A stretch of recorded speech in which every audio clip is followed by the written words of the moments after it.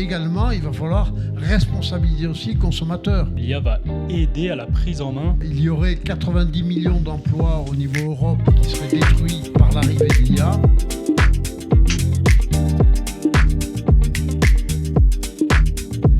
Donc, mesdames, messieurs, bonjour. On va parler de logistique et d'intelligence artificielle. Et avant de rentrer dans le débat, il m'a paru important de rappeler ce que c'est que la logistique. Pour beaucoup de gens, la logistique, c'est de l'entreposage. Oui, mais pas que. Et donc, la logistique a été définie par le CILOG, le comité interministériel qui a été créé justement pour parler de la stratégie logistique en France. Et je vais reprendre cette définition pour que tout le monde comprenne comment ça marche et quels sont les enjeux et les défis. La logistique, c'est d'abord le stockage et le déstockage de biens et de marchandises. C'est clair. Ensuite, derrière, c'est la gestion des flux entrants et sortants, qu'ils soient en lot ou à l'unité. Donc on voit que c'est déjà beaucoup plus compliqué. Troisièmement, c'est à la fois le transport et la livraison, qu'elle se fasse à une entreprise, ce qu'on appelle le B2B, ou à un particulier qu'on appelle le B2C. Et on peut même y rajouter en ce moment le C2C, puisqu'il y a de plus en plus de trafic, d'échanges qui se font de consommateur à consommateur. Et il y a une autre complexité qui s'est rajoutée dans les dernières années, c'est le fait qu'on livre essentiellement à des clients urbains. Pour les 2/3 des volumes, ils sont livrés dans des zones urbaines. Et à partir de ce moment-là, on est impacté complètement par les enjeux environnementaux. Donc c'est pour ça qu'on va parler de plus en plus de logistique urbaine durable. Durable, ça veut dire avec des moyens de livraison qui soient non polluants et qui puissent permettre de respecter et d'apaiser la ville, mais on aura l'occasion d'y revenir. Alors c'est un enjeu majeur pour l'économie. Il a été dit à l'introduction qu'il n'y a pas d'industrie sans logistique, et bien sûr pas de logistique sans industrie. Et nous avions la semaine dernière une conférence d'ailleurs à la région sur le problème de la réindustrialisation en France. Et il a été clairement dit que si on ne met pas en place, en particulier dans notre région Occitanie, où on est un peu déficient sur le sujet, les moyens logistiques adéquats, eh bien, on n'arrivera pas à pouvoir réindustrialiser. Il faut ajouter enfin, pour finir, que l'activité de la logistique est peu visible et complètement sous-évaluée aujourd'hui. Et c'est un problème pour nous, parce que c'est une activité qui monte en compétence d'une façon forte et donc qui n'a pas forcément l'attractivité nécessaire pour pouvoir acquérir les compétences nouvelles dont nous avons besoin, parce que c'est clair que le métier est à la veille d'une vraie révolution. Alors, si on pose les questions qui vont aller de la logistique à l'intelligence artificielle, qu'on regarde comment ça se passe au niveau des livraisons en ville avec une cascade de sous-traitants et une meute de camionnettes qui sont en ville, puisque 66% des livraisons qui ont lieu en ville se font à l'aide de fourgons, de ce qu'on appelle les véhicules utilitaires. Est-ce que ça, vous pensez que l'intelligence artificielle, messieurs, peut améliorer cet état de fait contre lequel tout le monde s'offusque, tout le monde dit il faudrait simplifier ça, mais chacun, quand il est devant son écran et puis commande des marchandises sur Internet, la veut pour demain matin, bien sûr. Alors, Maxime, est-ce que tu as envie de nous dire comment cet état de fait de jungle peut être un peu amélioré ? Bonjour à tous. Du coup, je ne sais pas si je peux répondre sur la question principalement de l'amélioration intralogistique dans les villes, mais je peux plutôt parler de ce qu'on fait dans les entrepôts, déjà. Aujourd'hui, sur la partie intelligence artificielle et entrepôt, on a un sujet qu'on a appelé Paleteuil, où on fait de la computer vision. Donc on travaille sur l'intelligence artificielle, donc avec une entreprise bourguignonne. Donc notre idée, en fait, c'est d'apporter, si on vulgarise la logistique, quand le camion arrive, il décharge l'ensemble de sa marchandise sur un quai qu'on appelle une zone buffer, une zone tampon. On va stocker la marchandise de manière courte en termes de temps. Et puis après, on fera une vraie réception administrative de la marchandise. Et donc pendant cette zone, en fait, on va stocker plusieurs camions. Donc quand on n'en a qu'un seul, c'est assez facile de traiter le flux, ce qu'on appelle un flux FIFO, First In, First Out. Donc les premières marchandises arrivées sont les premiers à sortir. Et quand on n'a qu'un seul camion, c'est assez facile, la zone est assez simple, il n'y a pas beaucoup de palettes. Et dès qu'on va avoir une dizaine de camions qui arrivent, cette zone se remplit et du coup c'est un peu complexe de gérer cette zone. Donc en fait on a des caméras qui reviennent regarder toutes les palettes finalement. Et donc il y a un algo derrière d'intelligence artificielle et qui vient traiter, qui vient reconnaître chaque palette et qui vient dire depuis combien de temps en fait elle est sur la zone. Et donc ça nous permet finalement de retranscrire l'ensemble des informations sur un grand écran pour les opérateurs, ce qui facilite grandement la gestion du flux, puisqu'on se retrouve avec juste une information avec un petit carré de la palette et depuis combien de temps elle est présente. Et donc ça nous permet de gagner beaucoup en termes de charge mentale pour les équipes, puisque on n'a pas à se poser la question depuis combien de temps est la palette, depuis combien de temps elle est sur zone, est-ce que j'ai bien pris la bonne, si on a un contrat avec des pénalités clients ou ce genre de choses, on n'a pas ces choses-là. Donc c'est vraiment un sujet où on gagne beaucoup en charge mentale notamment, et puis en performance forcément, puisqu'on va être capable de traiter les bonnes palettes en bon temps et en heure. Donc, voilà plutôt ce que je peux dire pour l'intralogistique, moins sur les villes, puisqu'on traite moins de flux de villes chez DR. Alors comment se fait-il, à partir du moment où on a des outils de ce genre, qu'il y ait tant de ruptures dans les livraisons et les commerces que nous fréquentons? Nous, on ne fait pas trop de B2C, donc forcément, je suis moins impacté. Mais nous, ce genre de flux nous permet... Toute l'industrie souffre aussi de ruptures de stock ou de délais de livraison astronomiques actuellement. Depuis qu'il y a eu le Covid, on a l'impression que l'économie a du mal à retrouver un certain équilibre. Ouais, je ne sais pas trop quoi dire, pour être honnête, sur cette question. François, désolé. Okay. Ouais, enfin, c'est pas notre métier chez DR de gérer le B2C en ville. On ne fait pas ça, on gère des clients, des industriels. Donc c'est vrai que j'ai plus de mal à me projeter sur ça. Mais j'imagine que l'IA va améliorer les flux. J'en suis convaincu. Mais... Adrien, qu'est-ce que vous en pensez? Pour ma part, donc j'ai pas réponse à la question que vous venez de penser. Néanmoins, pour revenir un petit peu sur le sujet qu'on aborde aujourd'hui, il est vrai qu'il peut y avoir des ruptures de stock, des passations de commandes de par les clients qui n'ont pas pu être anticipées par la voie humaine, je dirais. Et là, pour le coup, l'IA peut être une solution à l'anticipation des flux logistiques, des entrées de marchandises, des passations de commandes, puisque l'IA va pouvoir nous aider à anticiper ces flux de commandes en analysant des dizaines de milliers de données et pouvoir aider les humains à passer les commandes au bon moment à leurs fournisseurs pour pouvoir après par la suite distribuer le marché et répondre à la demande des clients. Tout ça de manière proactive. Donc ça veut dire que l'IA ne peut pas travailler si elle n'a pas des data, des données suffisantes au départ. Il faut l'alimenter, effectivement. Et dans le transport, une des caractéristiques, c'est que personne n'a les données complètes. Ça veut dire qu'aujourd'hui, on sait combien de véhicules circulent en ville, mais on n'arrive pas à savoir, dans les véhicules de livraison, on n'a pas d'organisme, et ça fait longtemps que dans la profession, on le réclame, pas d'organisme qui collecte les données des flux de livraison qui ont pu intervenir, par exemple, en ville ou dans une zone industrielle ou dans un territoire un peu isolé. Et ça, c'est essentiel. Et à mon avis, l'IA ne pourra pas se développer tant qu'on n'aura pas un organisme collecteur de données qui puisse véritablement, au moins a posteriori, savoir qu'est-ce qui s'est passé. On constate par exemple qu'il y a un engorgement dans une zone industrielle donnée qui dure pendant 1 heure le matin. Pourquoi, comment? On ne sait pas. On attend que ça passe. Donc là-dessus, nous demandons aux autorités compétentes, que ce soit au niveau des métropoles, et on travaille beaucoup avec la métropole de Toulouse là-dessus, ou de Montpellier, et au niveau des départements, et au niveau de la région, puisque c'est la région maintenant qui a la compétence transport, on demande qu'il y ait un organisme officiel, objectif, qui puisse collecter ces données pour qu'on puisse travailler dessus et aller vers ce qu'on appelle la massification et la mutualisation.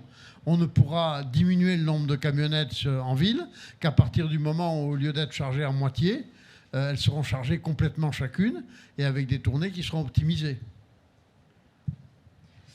Oui, c'est sûr que l'enjeu data est très compliqué pour l'IA. tu en parleras mieux que moi. Mais nous, ce que je peux dire sur la data, c'est que chez DR, on n'a pas accès à tout le système d'information de nos clients, on n'a pas accès à toute la donnée, comme tu disais. Mais par contre, on arrive aujourd'hui quand même à créer ce qu'on appelle des data synthétiques. C'est-à-dire qu'on sait ce qu'on doit avoir comme données et comment elle doit être produite, cette donnée.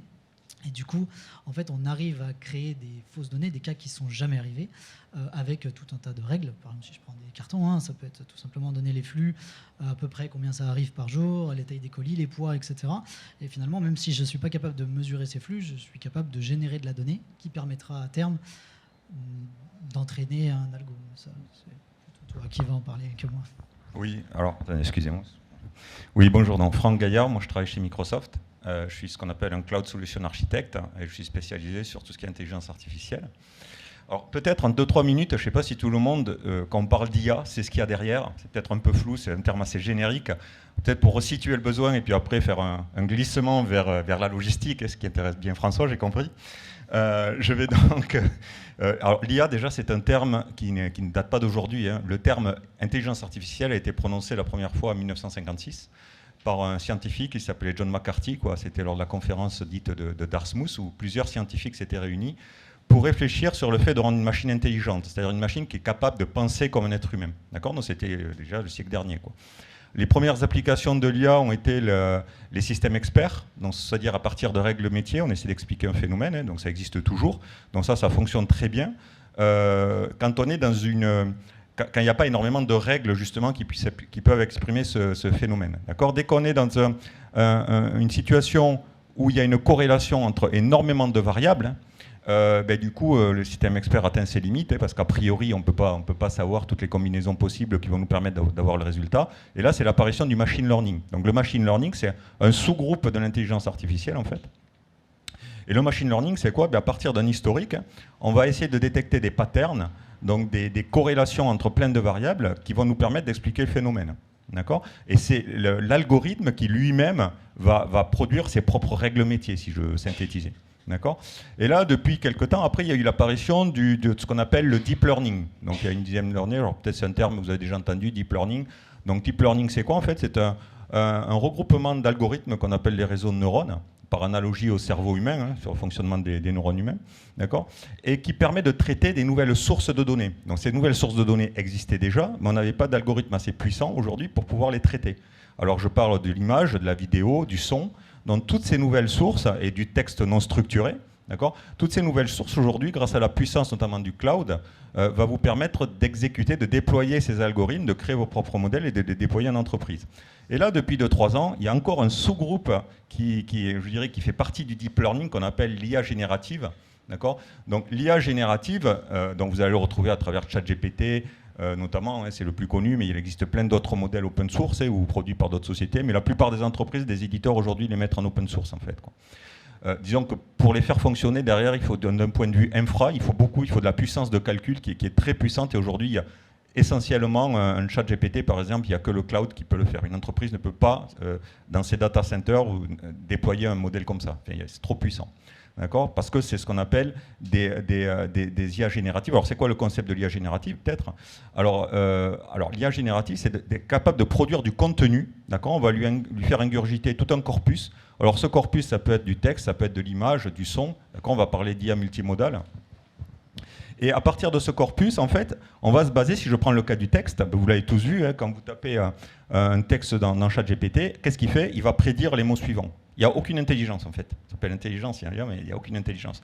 C'est juste, il va deviner les mots suivants. D'accord ? C'est une question de probabilité, en fait. C'est vraiment une approche probabiliste. Hein. Et par exemple, si je dis « il était une », il y a forte chance qu'ils mettent « fois ». Parce que cette structure, il était une, souvent on va voir fois. Si je dis Christophe Colomb a découvert l'Amérique en, il va mettre 1492. Mais si je mets Franck Gaillard a découvert l'Amérique en, il y a de fortes chances qu'il mette 1492 aussi. Parce que le pattern a été détecté. Voilà. Alors, souvent, on va parler d'hallucination. Ça, vous avez peut-être entendu parler, c'est-à-dire la faculté qu'ont ces modèles à générer en fait des choses fausses. Et qui peuvent être parfois crédibles. Et là est le piège, en fait. Parce que c'est des choses qui peuvent être tout à fait crédibles. Alors, il y a des moyens aujourd'hui pour pallier à ce problème des hallucinations. On va parler de prompting. Donc le prompt, c'est lorsque vous écrivez ce que vous voulez faire dans votre fenêtre, en fait, ça s'appelle un prompt, quoi. Et donc il y a une façon de prompter, de lui demander en étant plus ou moins précis sur la tâche que vous souhaitez faire, de sorte à ce que limiter le nombre d'hallucinations. Voilà. Et puis vous avez une nouvelle approche qui est assez récente, que vous allez retrouver notamment chez Microsoft, même chez d'autres, mais nous on a un service chez Microsoft, dont j'en profite pour placer nos services aussi, qui s'appelle Azure OpenAI. Donc OpenAI, tout le monde a entendu parler de la société OpenAI, créée en 2015 par Sam Altman et Elon Musk, qui sont les principaux actionnaires. Donc c'était un modèle open source, donc du coup c'était un algorithme gratuit. À partir de 2019, Microsoft a passé un partenariat avec OpenAI et a injecté $1 milliard pour amener les algorithmes d'OpenAI dans le cloud Azure, en fait, d'accord. Et c'est ce qui est fait aujourd'hui. Et là, ils ont réinjecté début 2023 $10 milliards, donc c'est dire que le partenariat est vraiment solide, mais ça n'appartient pas à Microsoft. OpenAI, on n'est pas majoritaire. Enfin, ils détiennent 40 et quelques %, mais ils ne sont pas majoritaires. Donc tout ça pour dire quoi? Tout ça pour dire qu'aujourd'hui, avec ces systèmes de générative AI, on est capable de faire énormément de choses. Alors pour rejoindre maintenant un peu plus la logistique, sur l'utilisation de l'IA dans la logistique, et pas seulement de la générative AI dans la logistique, il y a principal, enfin là on en a un peu cité tout à l'heure, là vous en avez tous parlé, il y a l'application déjà, tout ce qui est automatisation des inventaires. Donc ça, typiquement, quand vous avez des entrepôts avec plein de produits qui sont en hauteur, etc., aujourd'hui ça se fait facilement avec des drones. Donc vous avez des drones qui sont autonomes, qui sont capables de faire du comptage, compter le nombre de produits, reconnaître, donc ils reconnaissent des produits, ce que tu disais tout à l'heure. S'il y a des produits manquants, des places manquantes, ils sont capables de les détecter. Voilà, et donc ça va beaucoup plus vite. Vous allez sur YouTube, vous avez plein de petites vidéos qui vous montrent ça, des drones qui font de la gestion d'inventaire. Il y a aussi tout ce qui est gestion des stocks. Donc ça, bien sûr, tout ce qui est gestion des stocks. Là, on va plus parler là, tout à l'heure, pour le drone, c'était plus des techniques d'analyse d'images, de vidéos. Là, sur la gestion des stocks, souvent, ça va plus être du machine learning. C'est-à-dire, on va faire des modèles de prévision, en fait, de besoins pour les entreprises de tel ou tel produit. Et en fonction du passé, et toujours pareil, on se base sur le passé pour essayer de prévoir le futur. Il n'y a rien de magique, en fait, quoi. Voilà. Et après, on va retrouver aussi tout ce qui est, on l'a vu notamment avec Amazon, la constitution des commandes. Donc vous avez dans les grands entrepôts des robots qui vont chercher les produits et qui les mettent directement dans les cartons de façon autonome. Et puis vous avez aussi bien sûr le tri des colis. Quand vous arrivez, il va trier automatiquement des petits robots sur de grandes plateformes qui pouf, on va automatiquement trier tout ça. Et enfin, le dernier point, tu parlais, François, de tout ce qui est problème d'embouteillage, tout ce qui est optimisation des livraisons. D'accord. Et c'est vrai qu'aujourd'hui, alors il y a des flottes aujourd'hui qui ont des capteurs, qui ont des capteurs dans leur moyen de transport, que ce soit les camions, des fourgonnettes, etc., quoi. Donc ce qui permet déjà d'anticiper s'il y a des embouteillages, mettre à jour en temps réel, quoi, des heures d'arrivée, etc. Donc tout ça, ça se fait pas mal. Et nous, je sais qu'on avait une référence chez Microsoft, mais j'ai oublié le client, je crois que c'était au Canada, sur les camions frigorifiques. Quand il y a une panne qui arrive, par exemple, dans un panne de frigo, quoi, dans le camion, quoi. Donc il y a un temps limite pour que les produits après ne soient périssables, enfin soient foutus. Et donc du coup, il va optimiser en fonction de la situation vers quel entrepôt il faut le réorienter, où c'est qu'il va pouvoir décharger, etc. Donc tout ça commence à se faire, et tout ce qui est, il existe pas mal de sociétés qui ont développé des solutions autour de l'optimisation du trajet de transport. Voilà, donc, ce que je voulais dire. C'est très intéressant, mais est-ce que c'est pas réservé à des très grands groupes? Parce que quand on regarde les entrepôts importants qu'il y a dans la région, je pense à celui de la Socamil, par exemple, qui est installé à Castelnaudary et qu'avec le CLSO, on a eu le plaisir de visiter. Certes, ils ont des convoyeurs, mais après ça, il n'y a pas de drones qui volent et il n'y a pas de robots qui vont chercher la marchandise toute seule, quoi. Donc, il y a un problème de moyens. Dans notre région, on a quand même assez peu de très grandes entreprises. Peut-être Airbus a des moyens en la matière qu'ils peuvent utiliser, mais dans la plupart des PME de la région, est-ce que ça veut dire que l'intelligence artificielle va être à leur portée dans les années qui viennent? Vous voulez prendre Oui. Oui, je pense, parce qu'aujourd'hui, les PME, là, comme tu dis, ça représente, je ne sais plus combien, plus de 80% du marché français, quoi. Donc, il y a un réel besoin. Alors, justement, nous, chez Microsoft, on propose, parce que souvent, quand on rencontre des entreprises, alors c'est vrai que le 440, il n'y a pas de souci, ils ont des équipes de data scientists, donc des personnes qui vont modéliser, qui vont créer des modèles. D'accord, donc tout ça parce qu'ils ont justement une structure qui leur permet d'embaucher ce type de profil. Après, il y a des PME qui n'ont pas forcément les moyens ou même les cas d'usage, enfin du moins ils n'ont pas en tête les cas d'usage qu'ils pourraient avoir, justement pour utiliser de l'IA. Et nous, on propose ce qu'on appelle les services cognitifs. D'accord, dans les services cognitifs, ce sont des modèles qui sont pré-entraînés. Donc vous n'avez pas besoin de créer le modèle. En fait, quand on crée un modèle, on va partir de données, comme on disait tout à l'heure, on a besoin de données d'algorithmes. Données plus algorithme égale modèle. D'accord ? Là, les modèles existent déjà. On va juste les appliquer. On va faire de l'inférence, en fait, sur les données des entreprises. Typiquement, un cas particulier, tout ce qui va toucher autour de la vision. D'accord ? Si je vais voir une entreprise, alors une PME va pouvoir utiliser nos services de vision parce qu'il ne faut pas un profil data scientist. Ça veut dire qu'un développeur va pouvoir infuser de l'IA, enfin de l'IA dans ses applications, juste par simple appel d'API. Je ne veux pas être trop technique, mais c'est juste un appel de modèle, quoi, et puis ça se fait très vite, c'est pas du tout compliqué. Il n'y a pas besoin d'être un spécialiste de l'IA, voilà ce que je veux dire. Et du coup, on peut se renforcer sur la partie métier, d'accord ? Parce que quand on parle d'IA, on parle avant tout de métier, hein, ça s'applique au métier, à des besoins métiers, quoi, donc qu'il va falloir identifier. Et sur la partie vision, ce qui est intéressant, on a des solutions que vous allez pouvoir créer. Si je veux voir une entreprise en lui disant aujourd'hui on sait reconnaître des objets sur une photo ou on sait analyser une photo, quid ? Ça me rapporte quoi ? C'est quoi le ROI ? Oui. Il faut le transformer en cas d'usage. C'est-à-dire la technologie, il faut essayer de trouver des cas d'usage à forte valeur ajoutée, quoi. D'accord ? Peut-être que vous voulez... Ouais, je ne suis pas sûr que l'IA sera accessible aux petites entreprises de manière brute, mais il y a des gens qui vont apporter des solutions. Tu dois savoir combien de PME de moins de je sais pas combien de personnes. Mais en gros, pour résumer, c'est toutes les entreprises sont petites. Il y en a quelques grosses, mais en fait, en nombre d'entreprises, il y a beaucoup de petites. Et je pense qu'il y a des gens qui viendront apporter directement une solution clé en main aux petites entreprises parce qu'il y aura un marché. On le voit avec notre solution de computer vision. Finalement, c'est une PME qui apporte la solution clé en main. C'est pas une grosse boîte, hein, Printec avec qui on travaille, c'est une toute petite boîte. Là, on travaille aussi sur de l'optimisation énergétique des bâtiments. Finalement, c'est pareil, hein, c'est un gros système avec plein d'IA. Mais nous, notre problème chez DR, c'est qu'on a plein de petits sites. Et c'était difficile de trouver un opérateur qui était intéressé pour travailler sur l'optimisation énergétique de nos bâtiments parce que finalement, c'est des petits consommateurs d'énergie. Quand on dit petit, c'est des factures à 100 000 par an. Pour vous donner une idée, c'est très petit dans le marché. Il y a plein de gens qui consomment beaucoup plus. Et du coup, on ne trouvait pas de fournisseurs pour nous aider sur ça. Et finalement, la solution, elle vient d'une start-up, donc d'une petite boîte qui finalement fait un produit qui est très accessible. Ça vaut, je sais pas, ça coûte 20 000 € d'équiper son entrepôt, donc c'est pas très cher, c'est accessible encore. Et finalement, c'est rendre accessible l'IA. Aujourd'hui, c'est un algorithme qui vient en fait modéliser avec un jumeau numérique, sans rentrer en détail, mais en gros, qui vient créer un jumeau numérique du bâtiment qu'on a et qui vient être capable de prédire, enfin décréter le chauffage en gros, hein, et de prédire en fonction de la météo de demain à combien je dois chauffer demain pour être sûr de ne pas chauffer trop, par exemple, mon entrepôt. Donc on vient mettre, bon, c'est bien plus compliqué que ça parce qu'il y a toutes les contraintes qu'on peut venir mettre, l'algorithme il faut qu'il s'entraîne, etc. Mais finalement ça fait une solution qui est à 15 ou 20 000 €, qui est clé en main pour une petite entreprise, pour équiper un bâtiment logistique.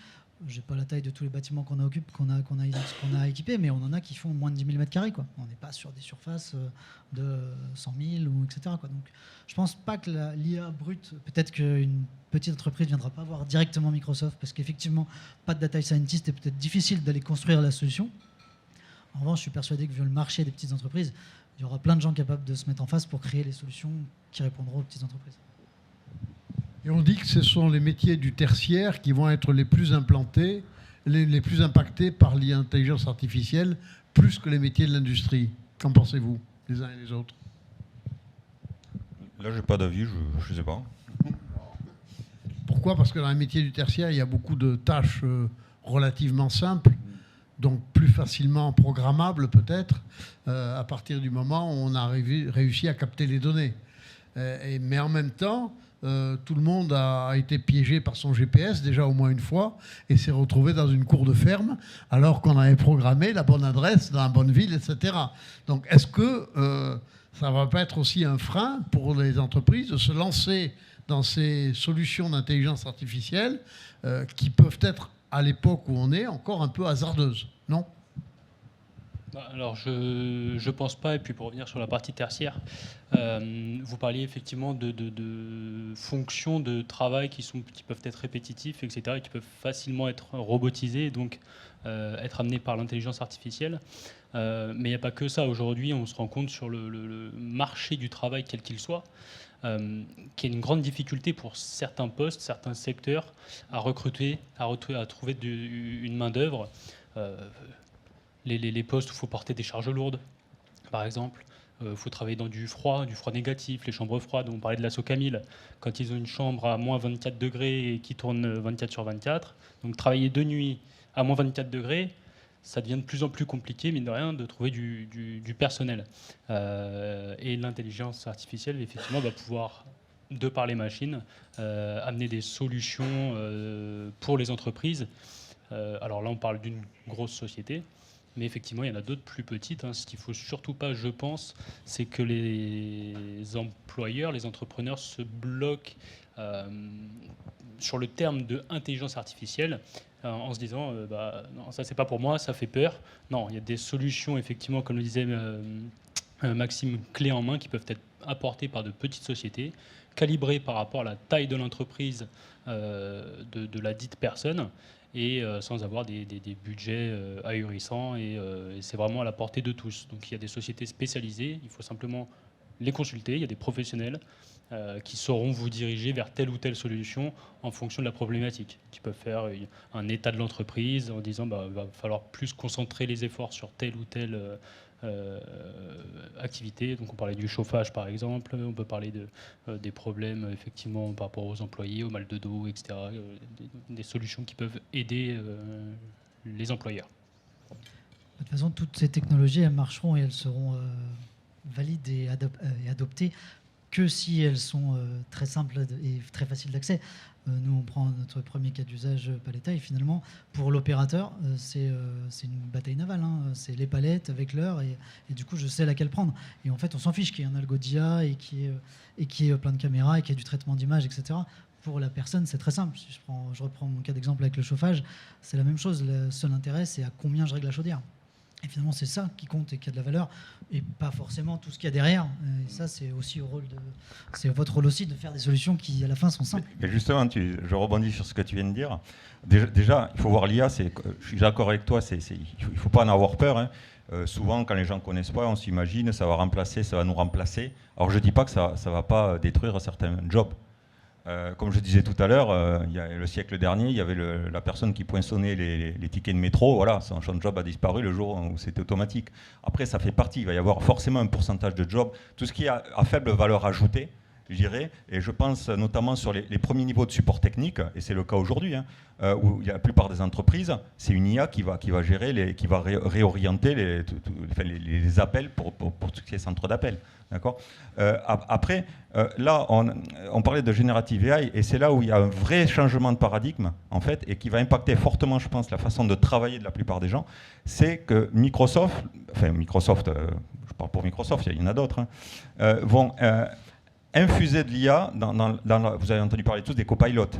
Donc les copilotes, en fait, ça va être, comme son nom l'indique, un copilote qui va vous aider dans la plupart des outils de Microsoft. Donc c'est annoncé pour le 1er novembre.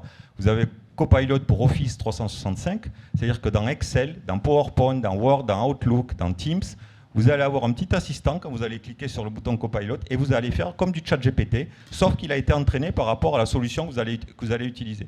Alors, vous avez peut-être vu des petites vidéos qui circulent, mais c'est hyper bluffant. Dans PowerPoint, vous dites fais-moi un deck avec 10 slides sur l'intelligence artificielle pour un public de commerciaux.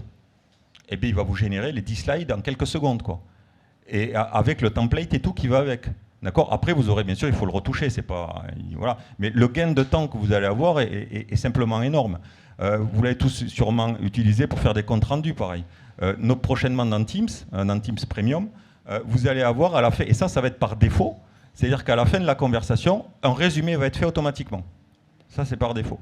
D'accord. Et il va dire à chaque personne qui était présente dans la conversation les tâches qu'il a à faire pour la prochaine fois. Parce qu'il aurait identifié les prénoms, les timbres de voix, et il saura reconnaître qui a parlé et ce qu'il doit faire. Et ça va dans Outlook. Pareil, dans Outlook, vous recevez un email, il vous propose une réponse d'email par rapport à ce qu'il a lu dans la trace de l'email, quoi. Après, vous allez le modifier, mais tout ça pour dire que c'est un vrai gain de temps. Donc là, ça va être un véritable gain de temps, et on n'est pas prêt de s'arrêter. Parce que je pense que les futurs modèles, je disais tout à l'heure que les modèles LLM, donc Large Language Model, comme ChatGPT, en fait, on ne peut pas les déployer en prémisse directement parce qu'ils sont trop volumineux. Mais aujourd'hui, maintenant, il y a des modèles en fait, qui sont entraînés pour des tâches très spécifiques, qui sont moins volumineux et qu'on va pouvoir déployer directement, soit sur des devices, d'accord, soit en entreprise, parce que des fois, pour X raisons, on ne peut pas accéder au cloud, il y a des raisons de confidentialité, des raisons d'accessibilité aussi d'Internet, etc. Voilà, donc ça, c'est, je dirais, le next step. C'est des modèles qui vont être entraînés pour des tâches très spécifiques, par métier, par industrie, etc. Et par l'IA dans la comptabilité, par exemple. Voilà, un modèle spécialisé pour les comptables, un modèle spécialisé pour d'autres profils, les RH, etc. Et qui sont moins volumineux. Et déjà, il y en a qui existent. Si vous connaissez des sites comme GameFace, bon, là c'est un peu technique, mais qui répertorient en fait plein de LLM. Et voilà, donc ça pour dire ça. Alors, quid de la sécurité des entreprises? Parce qu'à partir du moment où, effectivement, il y a un système automatique qui résume la discussion dans Teams, alors, non, ça, c'est un il y a point des important, décisions qui sont prises et n'importe qui y aura accès. Non, alors justement, Microsoft s'engage, les données que vos données, en fait, qui sont dans le cloud, sur lequel vous allez faire tourner ce type de modèle, restent vos données. Déjà, les données qu'on utilise ne sont pas utilisées pour entraîner nos propres modèles. Contrairement à OpenAI, d'accord. OpenAI, maintenant je crois qu'il y a la possibilité de lui dire non, mais avant, par défaut, il utilisait toutes vos données. Alors vous avez peut-être entendu parler de l'affaire des développeurs Samsung, là. C'était il y a quelques mois, je crois, où des développeurs Samsung ont mis du code source directement dans ChatGPT pour faire de la correction de code, mais je crois qu'il y avait des mots de passe, enfin il y avait un truc qui était pas codé, qui n'était pas codé, ouais. Et du coup, automatiquement, c'est tombé dans le domaine public. Vous voyez, donc quelque chose comme ça, dans Azure, ça n'aurait pas pu arriver. Et il y a une annonce qui a été faite aussi cette semaine, je crois que c'est cette semaine par Microsoft. Il y a un nouveau Copilot qui sort, c'est Copilot Copyright. Donc Microsoft Copilot Copyright, ça veut dire que si vous avez des soucis, parce que ça c'est un autre sujet, alors c'est pas vraiment de la sécurité, mais je rebondis, c'est tout ce qui est copyright, parce qu'il y a des artistes par exemple qui peuvent se dire, si on prend DALL-E, le générateur d'images, vous lui dites, génère-moi tel paysage façon Picasso. Voilà. Donc il va faire façon Picasso, et on va pouvoir penser que c'est Picasso qui a... Enfin, pas maintenant forcément, mais voilà. Et donc, dans certains cas, ou même sur une façon d'écrire, un style de texte, un style d'écriture, il y en a qui vont pouvoir peut-être porter plainte en disant, mais là vous m'avez copié, vous avez imité mon style, etc. Donc Microsoft s'engage, si ça arrive, ils prennent tout à leur charge. Donc ça c'est public, vous tapez Microsoft Copyright, Copilot, et donc ça c'est eux qui paieront. S'il y a un procès et qu'ils perdent, c'est eux qui payent.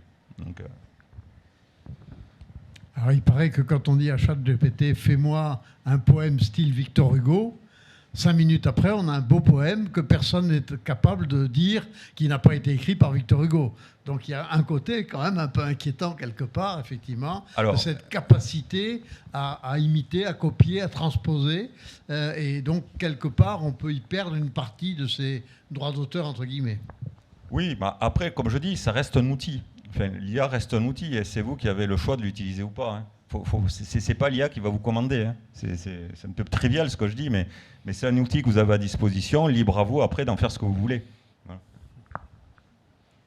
Maxime, tu voulais intervenir ? Non, enfin oui, ça reste un outil et c'est à nous de le gérer, mais c'est pareil sur les données et la sécurité. Il y a quand même beaucoup de données d'une boîte qui ne sont pas forcément... qui n'ont pas besoin d'être protégées. Si je fais le compte-rendu d'un échange entre toi et moi, où on parle de cette table ronde, finalement, si le compte-rendu a été fait par ChatGPT, c'était beaucoup de gain de temps. Et pourtant, il n'y a absolument rien de secret dans ce qu'on va dire. Donc, c'est un outil qui permet quand même de gagner, ChatGPT ou le machine learning, ou le LLM d'une manière générale, c'est des outils qui permettent de gagner du temps, qui font, comme tu disais, le PowerPoint, il n'est pas prêt à être diffusé tout de suite. Enfin, on a gagné déjà peut-être 10 ou 15 heures de travail, quoi. Donc, moi, je vois les comptes rendus de réunion, c'est génial, quoi. On balance oui, c'est vrai que ça donne de la réactivité, effectivement, et un certain confort. Voilà. Maintenant, il faut suivre derrière. Alors, par rapport à ça, il faut quand même des compétences pour le mettre en œuvre. Et notamment aujourd'hui, on dit que dans les établissements d'enseignement, Et l'éducation nationale, pour le moment, en France, ne s'est pas du tout prononcée sur des notions comme ChatGPT, sur toutes les solutions qui commencent à apparaître en intelligence artificielle. Quelle est la solution ? On dit, il suffit d'apprendre à formuler des requêtes. Est-ce que c'est aussi simple que ça ? Ou est-ce que demain, on va tolérer que n'importe quel étudiant puisse aller chercher en ligne tous les articles de droit, par exemple, pour prendre une procédure de droit à mettre en œuvre ? Alors là, c'est en dehors de mon domaine. Après, oui, je peux répondre, mais ça n'engage que moi. De toute façon, ce que je veux dire, c'est qu'on ne peut pas l'empêcher, c'est là. Et c'est pas prêt de disparaître. Donc à partir de là, je pense s'en servir. Il faut s'adapter, faire avec et optimiser. Alors c'est vrai, il y a eu le cas des écoliers, mais je pense que c'est anecdotique. Voilà, c'est remonté parce que les résumés de texte, oui. Tout ça.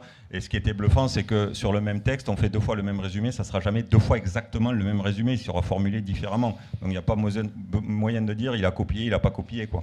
Mais après, c'est aussi à l'éducation à s'adapter et à trouver d'autres moyens de challenger les étudiants, quoi. Voilà, sur d'autres sujets où justement l'IA serait plus un outil pour les aider à arriver qu'une contrainte, quoi. Donc ça veut dire que dans la formation de nos collaborateurs, dans les entreprises, il faut qu'on commence à former les gens, à utiliser l'IA, à savoir formuler des requêtes, à faire des expériences en la matière. Autrement dit, les entreprises qui ne le feront pas dès maintenant vont prendre du retard, c'est ça que ça veut dire ? Du retard, ça dépend peut-être du secteur d'activité, mais de manière générale, je dirais que oui, on n'aura pas trop le choix, c'est surtout ça, quoi. C'est comme à l'époque où les entreprises voulaient pas aller dans le cloud, dans les premières apparitions du cloud, tout le monde voulait les données, on ne veut pas aller dans le cloud. Mais maintenant, si tu es une entreprise, il y en a encore, mais je parle des grosses entreprises, il y en a la plupart, je dirais, ils sont toutes, quoi. Donc c'est une question de maturité, quoi. Je pense que c'est une question de maturité, de s'approprier ce nouveau type d'outil, de comprendre ses limites, de comprendre comment on peut l'utiliser, l'optimiser. Et puis voilà. Donc l'IA est mûre. Voilà. Alors non, je ne pense pas qu'il y ait mûr, puisque ça continue d'évoluer, ça continuera d'évoluer. Par contre, ce qu'il faut aussi garder en tête, c'est que l'IA va aider à la prise en main, et ce n'est pas une contrainte. Je prends par exemple en compte des logiciels qui peuvent aider sur des sociétés qui ont beaucoup de turnover, des intérimaires, etc. L'IA, de par des logiciels, va facilement former en quelques minutes des nouveaux entrants, et c'est au contraire pas un frein mais un avantage, plutôt que de passer 1 journée, 2 journées, 3 journées à former un nouvel entrant, un intérimaire, puisque grâce à des logiciels, je prends ce que je connais un peu le plus, mais des logiciels de gestion de stock, où rapidement on va pouvoir prendre en main un nouvel outil plutôt que à expliquer comment fonctionne un bon de commande, un papier, etc. Il faut aller le chercher là-bas. Donc c'est une aide. Ça va régler ce qu'on appelait le fameux défi du knowledge management. Effectivement, dans toutes les entreprises, il y a un patrimoine, je dirais, culturel et intellectuel sur le management qui est fait, sur les valeurs qui sont suivies. Et effectivement, ça va aider parce qu'on aura toujours la ressource d'aller chercher où est-ce qu'on en est là-dessus par rapport aux objectifs d'entreprise. Oui, tout à fait, je pense. Ouais. Alors, par rapport à l'entrepôt du futur, qui était le grand projet de Daher, est-ce que l'IA est déjà présente? Est-ce qu'elle le sera encore plus dans le futur? Et comment ça va évoluer? Oui, je l'ai dit, on a déjà deux cas d'usage d'IA qui sont très, très vulgarisés et qui du coup sont accessibles et sont disponibles et qu'on déploie chez nous et sur nos activités et puis sur celles de nos clients. Après, l'entrepôt du futur, aujourd'hui, on n'a pas de cas d'usage ChatGPT et équivalent. J'espère bien qu'on va travailler là-dessus dans les mois à venir et qu'on trouvera des applications qui vont nous aider à modifier nos activités. C'est pas un outil magique, hein, l'IA, ça fait pas tout, hein, ça optimise pas mes tournées, mais ça me propose une solution d'optimisation. Et après, j'en fais ce que je veux. Je décide qu'il n'a pas pris en compte tous les éléments. Donc, soit je lui en rajoute et je lui redemande de faire une simulation, soit je l'améliore parce que je pense être plus malin que lui et du coup, il n'a pas assez de données, donc je change. Mais c'est l'homme, in fine, qui, comme tu disais, hein, c'est pas un outil si intelligent que ça, il fait que de la prédiction. Donc derrière, il faut bien des humains pour aider cet outil à devenir performant, à devenir meilleur et à trouver les bons cas d'usage d'application de cette techno. Alors il y a un sujet qu'on n'a pas abordé et qui est très présent dans tout ce qui est logistique et transport, c'est la pénibilité d'un certain nombre de tâches. Et en particulier dans la manutention, il y a beaucoup de tâches qui sont lourdes sur un plan physique et où effectivement la profession a besoin et appelle des solutions qu'elle n'a pas été capable jusqu'à maintenant de mettre en œuvre parce qu'il n'y a pas d'outils adaptés par rapport à la mutation de ces outils. Et on peut espérer que l'intelligence artificielle nous aidera à trouver des solutions qui ne sont pas accessibles aujourd'hui. Est-ce que vous voulez chacun faire une petite conclusion par rapport à cette intervention? Et après ça, on se retournera vers la salle s'il y a des questions que certains voudraient poser. Bon, alors pour ma part, si je devais faire une conclusion rapide, c'est tout simplement de se dire que l'IA, ce sera quelque chose à l'avenir dans lequel nous allons avoir besoin. Nous avons déjà besoin, qui va continuer à progresser, pour lequel il ne faut pas avoir peur. Il faut pouvoir s'en servir et elle va nous aider et on va l'aider à se développer. Oui, alors moi, un point important, je pense c'est de réfléchir. Je disais tout à l'heure, je parlais de cas d'usage. Il ne faut pas faire de l'IA pour faire de l'IA, quoi. Vous voyez ce que je veux dire? Il ne faut pas mettre la charrue avant les bœufs, quoi. Parfois, il y a des solutions, ce n'est pas de l'IA, mais ça règle le problème. D'accord? On va faire du reporting, la BI ou des choses plus classiques, et puis ça va répondre au problème. Dans d'autres cas, il faut bien isoler les cas d'usage qui vont avoir un ROI positif, quoi, une forte valeur ajoutée pour l'entreprise, ce qui n'est pas toujours intuitif, ce que je dis, ce n'est pas évident, mais voilà, il faut partir de là. Soit vous améliorez des process existants, d'accord, ou ça, vous allez créer de nouveaux process par rapport justement à l'exploitation de ces nouvelles sources de données, que sont le son, l'image, la vidéo, quoi. Voilà, donc après, c'est une grosse réflexion à faire d'un point de vue, je pense, cas d'usage. En gardant le make it simple. Voilà. Une conclusion d'une conclusion, c'est pas évident. Non, je dirais que il y a quand même aujourd'hui des entreprises qui sont capables de vulgariser, de rendre simple l'IA avec des solutions clés en main. Et je pense que c'est vers ça que des entreprises comme d'ailleurs et comme d'autres, hein, ou toutes les PME ou plus petites, doivent se tourner. Du clé en main, c'est clairement la solution parce qu'on ne peut pas recruter dans chaque petite entreprise un data scientist, c'est pas possible, quoi. Bien, ben, s'il y a des questions que l'un ou l'autre veut poser dans la salle, on est à votre disposition, monsieur. Je ne sais pas s'il y a des micros baladeurs.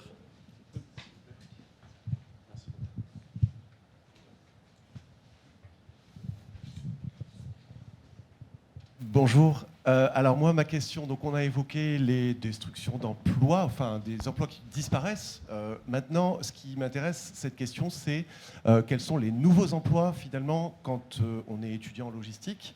Est-ce qu'il y a des profils métiers, des expertises qui vont être recherchées de plus en plus, vraiment sur la logistique en termes de profils liés justement à toute cette révolution technologique qu'on est en train de vivre? Alors, un chiffre qu'on peut citer aujourd'hui, enfin, je le mets entre guillemets parce que je ne suis pas sûr de la source, hein, mais il a été publié dans un article de Challenge de cette semaine. Il y aurait 90 millions d'emplois au niveau Europe qui seraient détruits par l'arrivée de l'IA, et il y en aurait une quarantaine de millions qui seraient créés par l'arrivée de l'IA. Donc je donne ces chiffres sous réserve. Autrement dit, il risque d'y avoir quand même un peu un déficit. Bon, ça c'est un premier point. Maintenant, comme vous l'avez dit aussi, c'est clair que le poinçonneur a trouvé des successeurs dans d'autres métiers, et donc il ne faut pas non plus s'affoler par avance. Dans les écoles de formation logistique, aujourd'hui, il y a plusieurs organismes dans le transport qui forment. Vous avez entendu parler de Promotrans peut-être et de l'Aftral. Aujourd'hui, on forme de plus en plus de Bac+3 et de Bac+5. Et on a en cours actuellement des campus d'excellence avec le lycée Gallieni, avec celui de Lézignan-Corbière et avec celui de Perpignan. Nous avons des échanges très réguliers avec eux pour justement qu'il n'y ait pas de décalage entre les formations qui sont données aujourd'hui et les besoins qui commencent à apparaître dans les entreprises. Alors oui, on essaye, nous, Cluster, de faire ce travail d'ajustement. Je ne sais pas si on peut dire qu'on le fait parfaitement, mais on essaye de le faire comme il faut et de multiplier les échanges entreprises, universités. C'est l'éternel problème. Hein, on dit que les profs sont trop cantonnés dans leurs universités et écoles et que les entreprises sont trop cantonnées dans leurs propres entreprises. Il faut les faire se rencontrer, organiser des stages et des échanges. On essaye de le faire. Moi, je pense qu'une compétence, c'est forcément la capacité, quel que soit le niveau d'études, à rédiger un prompt. Finalement, c'est pas si compliqué que ça d'apprendre à rédiger un prompt pour poser une question entre guillemets intelligente. Parce que finalement, si on pose une question super large à ChatGPT, si vous avez déjà essayé, ça répond quelque chose de très large et du coup qu'on ne peut pas se servir. Et donc je pense que la capacité à rédiger un prompt sera utile, surtout qu'on peut supposer que demain, il y aura l'équivalent de ChatGPT qui seront déployés dans les entreprises, tant pour le RH que pour l'opérateur, qui va dire « il est où mon colis ?» entre guillemets. Mais si je dis il est où mon colis, que je précise rien du tout, finalement je pose une question ouverte et j'ai une réponse pas terrible. Alors que plus je vais rendre de précision, donc je pense que apprendre à rédiger des prompts, c'est important, quel que soit le niveau d'études.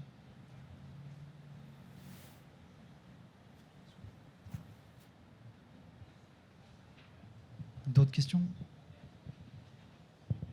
On est bien une deuxième si jamais. Sur la logistique, toujours, on parlait évidemment le responsable d'entrepôt qui aujourd'hui, les questions d'IA, il entend ça, mais il n'est pas trop dedans. Qu'est-ce qui, justement, vous avez évoqué les cas d'usage, qu'est-ce qui a le ROI le plus important sur les cas d'usage logistiques? Donc j'imagine que vous avez fait le choix de bosser sur l'énergie du bâtiment et sur les engorgements de vos quais. Comment convaincre un responsable d'entrepôt aujourd'hui d'investir dans l'IA sur des applications qui ont un retour sur investissement intéressant? Quels sont... Alors ça dépend des types d'entrepôts, mais il est évident qu'il faut trouver les éléments aujourd'hui, les points de faiblesse existants et voir dans quelle mesure ces points de faiblesse peuvent être réduits. Je prends un exemple classique du transport, ce qui est le taux de litige. Le taux de litige, c'est le mauvais colis qui est livré chez le client, ou le mauvais lot d'ailleurs, c'est carrément tout un lot qui est livré chez le mauvais client. Et donc, il faut savoir qu'il y a quelques années, c'était entre 3 et 5% des marchandises transportées, et qu'aujourd'hui, on est en dessous de 1% dans la plupart des entreprises sérieuses, entre guillemets. Donc ça veut dire qu'effectivement, tout ce qu'on va pouvoir mettre en place comme intelligence complémentaire au service de l'entreprise va être payant. Il faut savoir les bons indicateurs sur lesquels on veut agir. Et puis, l'homme doit rester au centre. Je pense que rien n'empêchera l'homme d'être le décideur et de savoir à quoi il donne la priorité. Ça, ChatGPT ne le fera pas à sa place. Et je pense qu'il faut également faire un audit de la société, puisque ça dépend de l'activité, ça dépend de la taille de la société. Il y a des sociétés spécialisées qui vont pouvoir aller chez vous, passer 2, 3, 4 jours, une semaine s'il faut, à voir comment vous fonctionnez, comment vous vous chauffez, à quelle heure vous ouvrez le matin, à quelle heure vous finissez le soir, quelles sont vos plages horaires, comment travaillent vos employés, etc. Et qui vont faire une analyse globale de votre façon de travailler et qui vont vous dire, selon notre analyse, il faudrait peut-être plus chercher une solution en priorité sur tel ou tel point pour améliorer au plus vite et avoir un meilleur ROI. Je ne sais pas si c'est facile à mesurer comme ça, mais en tout cas, qui vont pouvoir leur dire, on vous conseille de plutôt axer vos investissements sur tel sujet. Lors de la conférence logistique, il y avait un représentant de la Direction générale des transports qui disait une chose qui nous a tous marqués, les transporteurs. Il disait, on prévoit dans les mesures qui vont être mises en place de rester de plus en plus le plus bienveillant possible par rapport à la mobilité des voyageurs. Et par contre, nous serons le plus restrictifs possible par rapport à la mobilité des marchandises. Donc cette restriction, ces cas d'usage, comme ça a commencé avec les ZFE, qui vont être normalisés et définis, vont se multiplier. Et donc, si on n'est pas avec un niveau de compétence suffisant, à mon avis, on ne saura pas exister dans un métier où les marges sont très faibles, c'est 1 à 2% dans la logistique, on ne saura pas exister et prendre en compte, assumer ses responsabilités si on n'a pas des outils pour le faire. C'est aussi simple que ça. Ça me fait penser un peu à la révolution de la qualité totale. Dans les entreprises, à un moment donné, on disait qu'il faut choisir entre la qualité et la rentabilité. Et on s'est aperçu, pour toutes celles qui se sont lancées dans la qualité, que la qualité totale était le meilleur chemin pour aller à la productivité, à la rentabilité. Parce que bien faire bien, c'est bien faire du premier coup. Et ce sera pareil. Moi, je crois que tous ces outils de robotisation et d'intelligence ajoutée, je dirais, vont nous aider à pouvoir être plus forts, être meilleurs.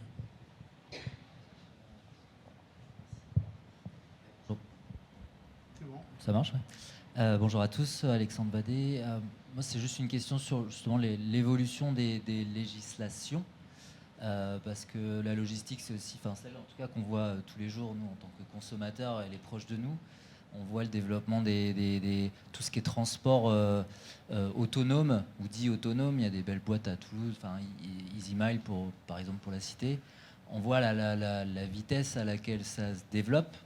Je trouve personnellement pas très très vite. Il y a une autre boîte à Lyon, Navia, qui a, je crois, coulé ou qui a racheté. Enfin, et mine de rien, si on met en place beaucoup, ou on laisse beaucoup de place à l'intelligence artificielle pour ce dernier kilomètre, pour la gestion proche de nous les citoyens, comment derrière le législateur va entrer en compte et suivre le rythme, ou au contraire tout couper, quoi. Et là, ça va nous Alors, il faut savoir que la profession du transport est l'une des plus réglementées en France. Hein. On a le paquet, entre guillemets, excusez-moi l'expression. Et donc, ça va continuer, mais on n'a pas empêché, notamment, les phénomènes de sous-traitance.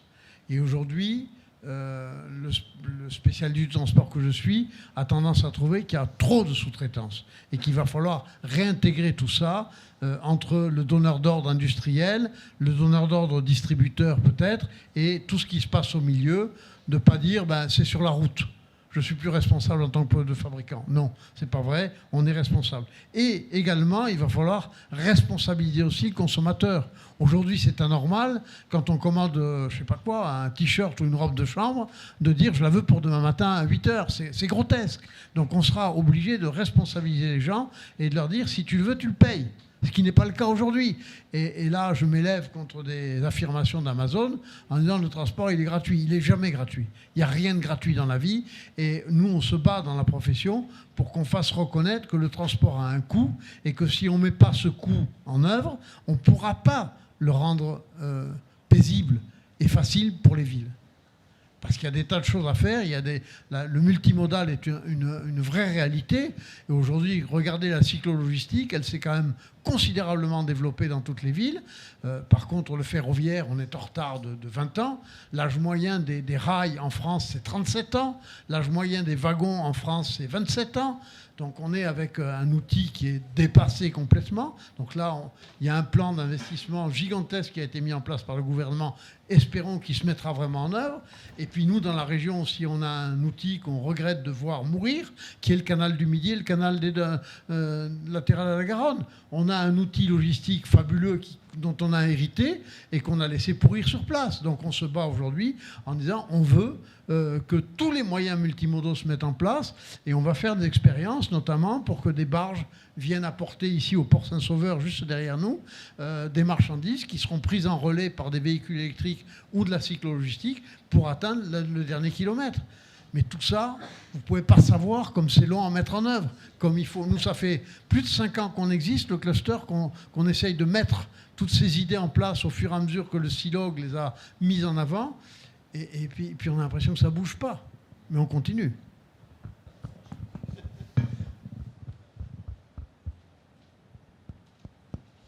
La petite dernière. Allez, c'est bien.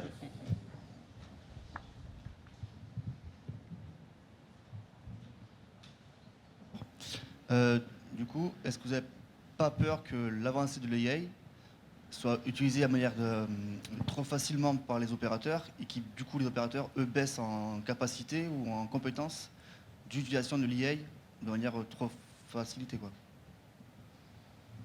Si c'est pour notre cas d'usage, je pense pas. Aujourd'hui, c'était une charge mentale extrêmement complexe à gérer et du coup, on avait pas mal d'erreurs. Enfin, tout est relatif, mais en tout cas, on en avait trop. Et donc, du coup, sur ce genre de cas d'usage, non, ça apporte énormément de valeur, ça simplifie beaucoup la vie des gens. Après, c'est sûr que quand on simplifie trop, peut-être qu'après on perd en compétences, pas facile à dire.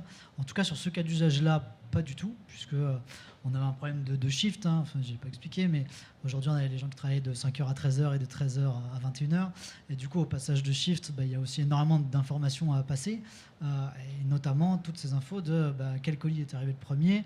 Et finalement, je ne crois pas que c'est le rôle d'un chef d'équipe que de perdre entre guillemets son temps à savoir quel est le colis qui est arrivé le premier, mais plutôt de gérer son équipe et de gérer les flux et de dire où sont les priorités.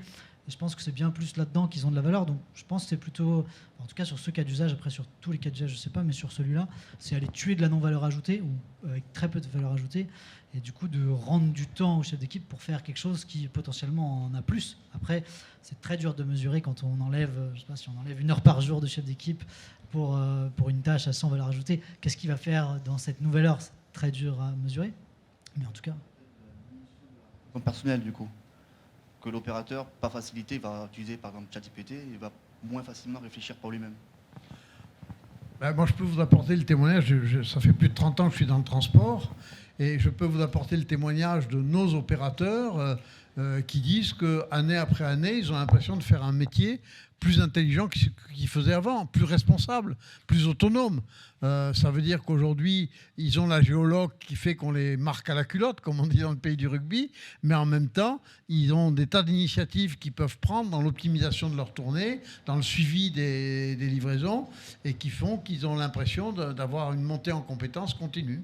Donc, à nous de structurer l'entreprise pour que les métiers gagnent en intérêt, en intelligence et en satisfaction pour l'opérateur. À nous de lui trouver une tâche plus intelligente à faire que celle qu'il faisait, qui était finalement peut-être pas très intelligente, quoi. Pas forcément à forte valeur ajoutée, quoi. S'il n'y a plus de questions, un grand merci pour l'intérêt que vous avez apporté et bonne continuation.